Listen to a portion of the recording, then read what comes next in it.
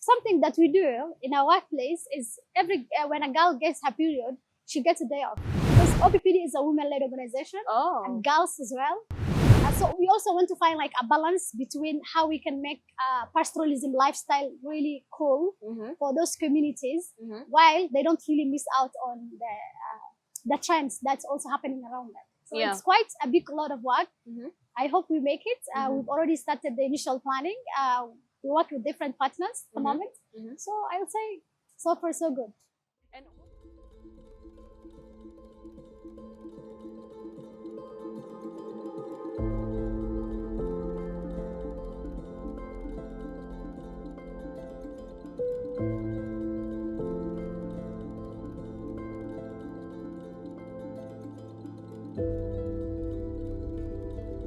hello there, Queens. Welcome to yet another episode of Queens of Change, right here at Urban TV, igniting youth culture. Kama kawaida, I am your host, Christine, and here is yet another episode where we get to celebrate the women that are making waves in our society.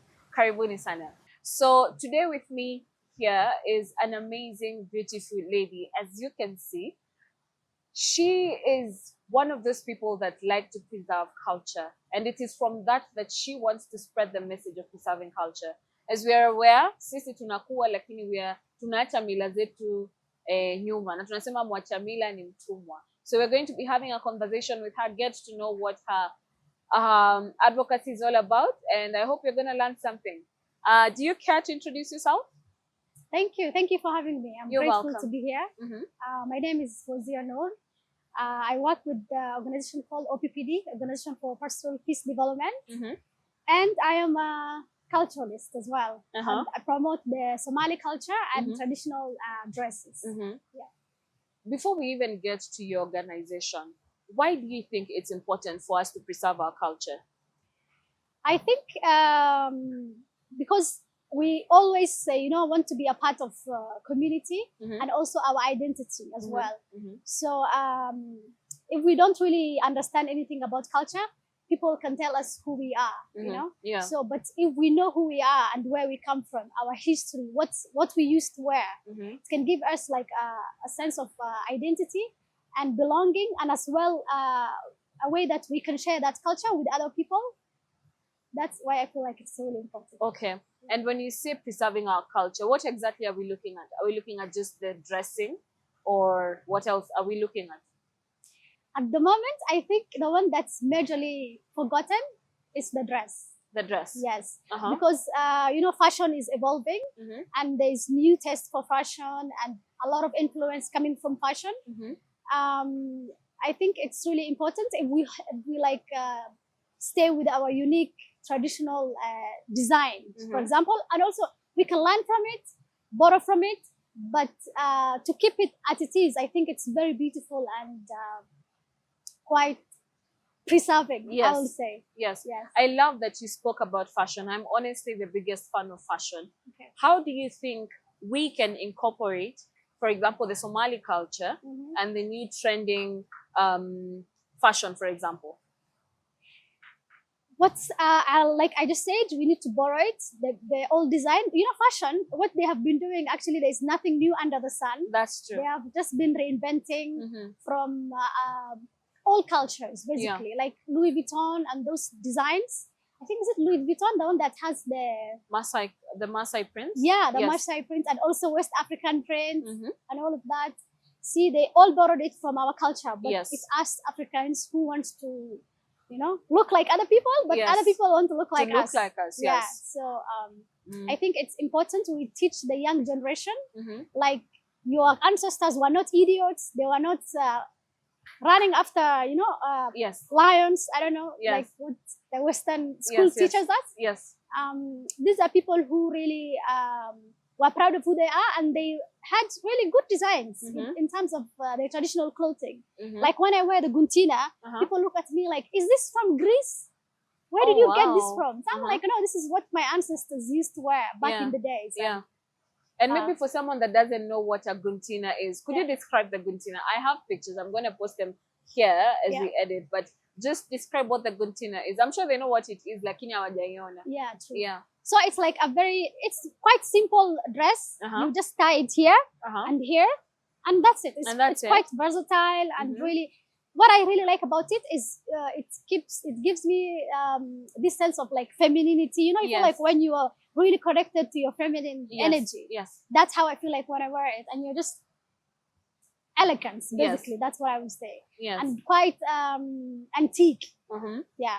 All right. So the other thing I'd wanted to talk about is you spoke about having an NGO. Yeah. Her NGO is called OPPD, which stands for Organization for Pastoral Peace and Development. Tell me about that.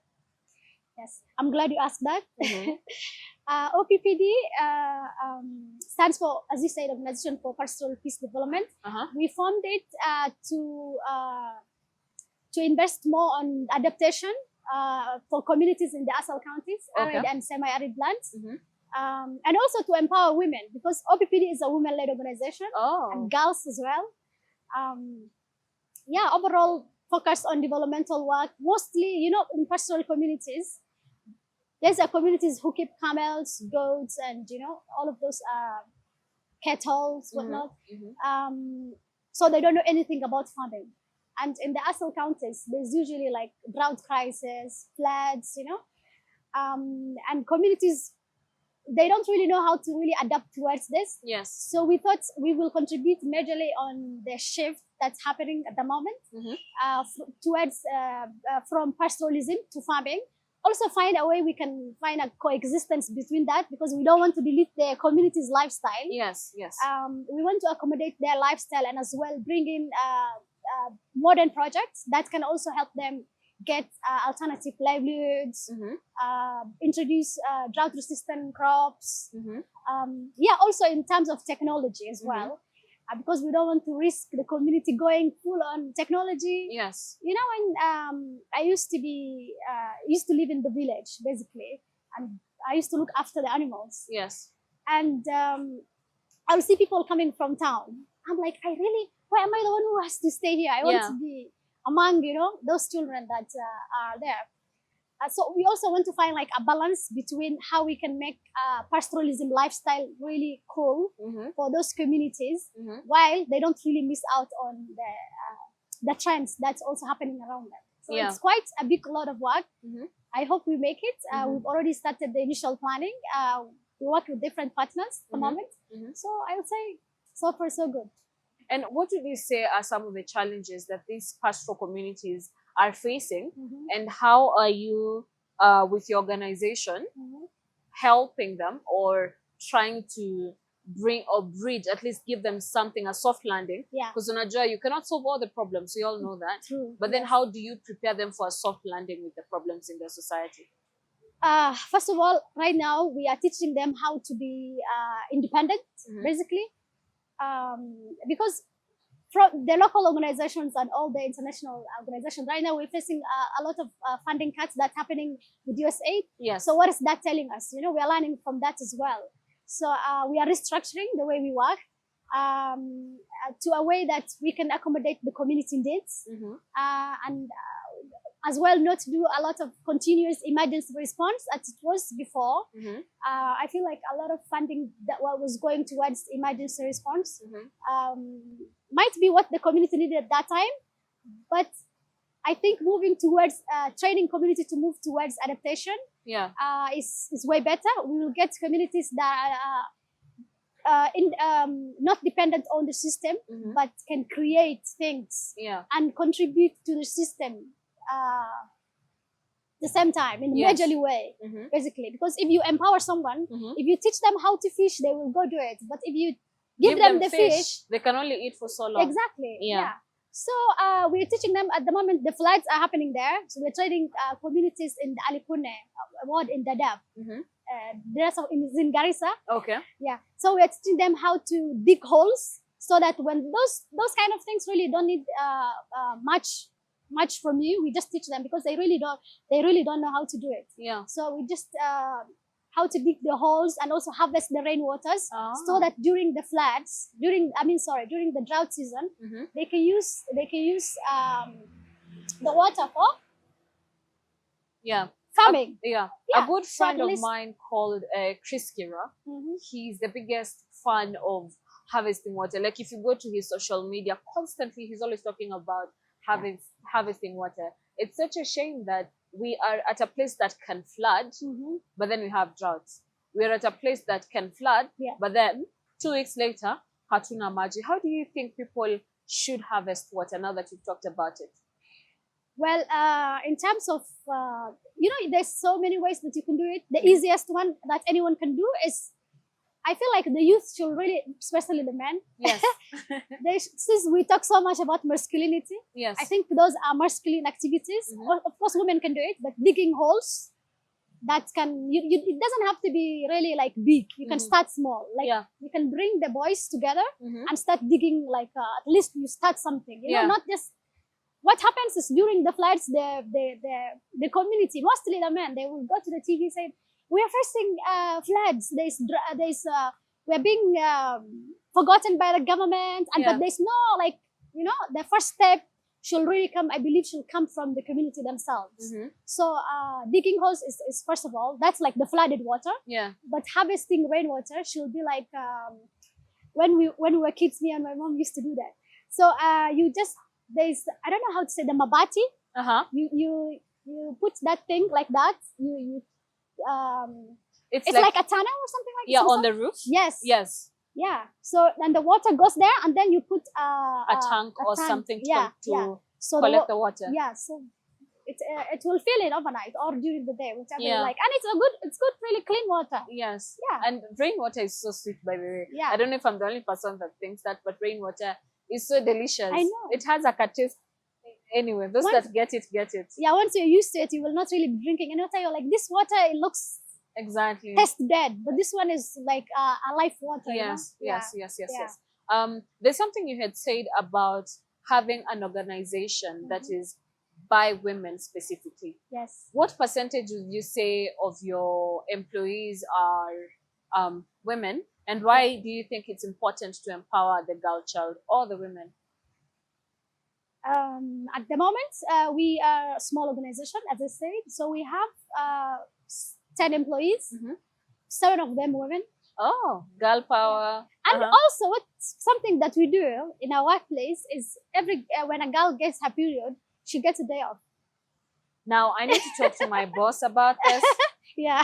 Please, I need like 1 whole week off. But that is so good. Where did you get that culture from? There's a country I saw, Zambia. Zambia, that when women have their Periods, menstruation cycle, they get 1 day off. Yes. Oh, that is so cool. That's But really like, cool, yeah. why did you come to that?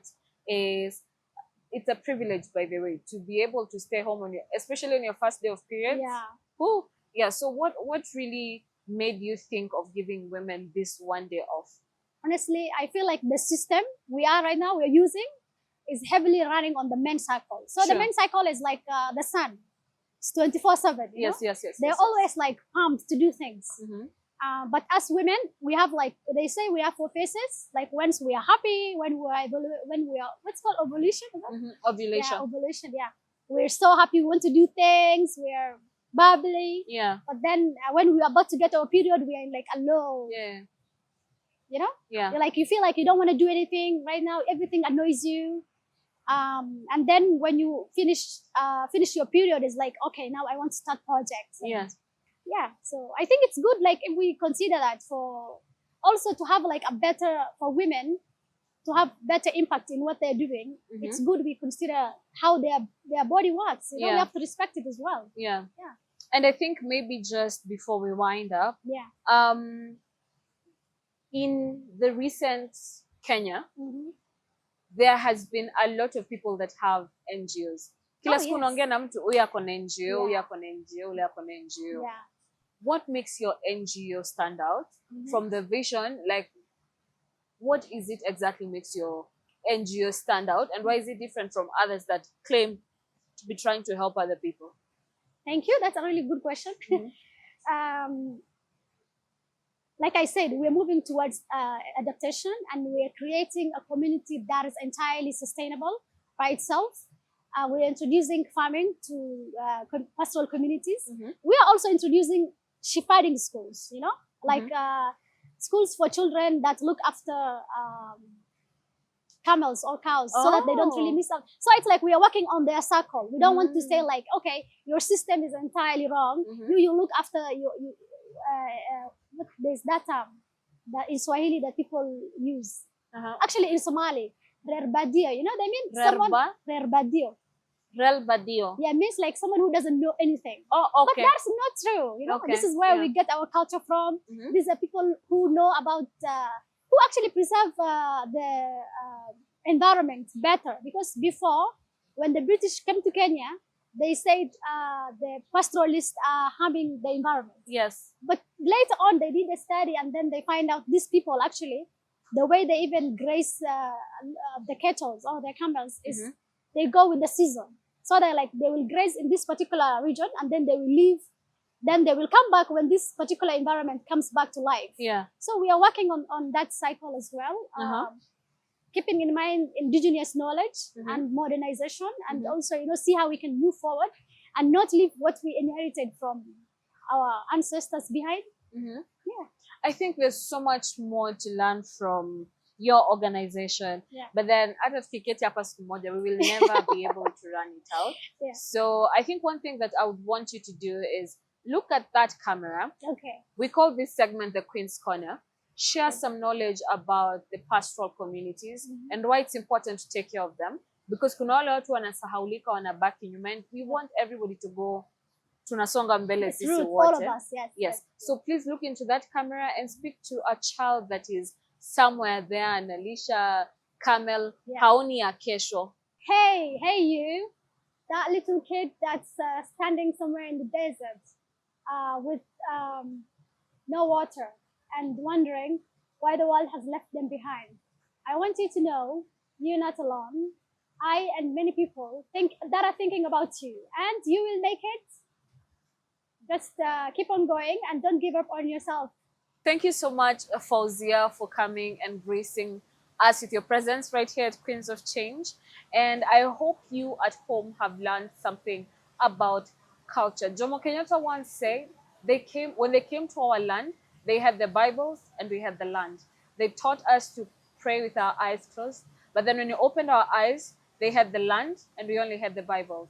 Be that person that does not close their eyes and lose their culture. That has been our time. Thank you so much for tuning in to yet another episode of Queens of Change. Remember to join the conversation, like, share, comment, and subscribe. And I'll see you on the next one. Bye.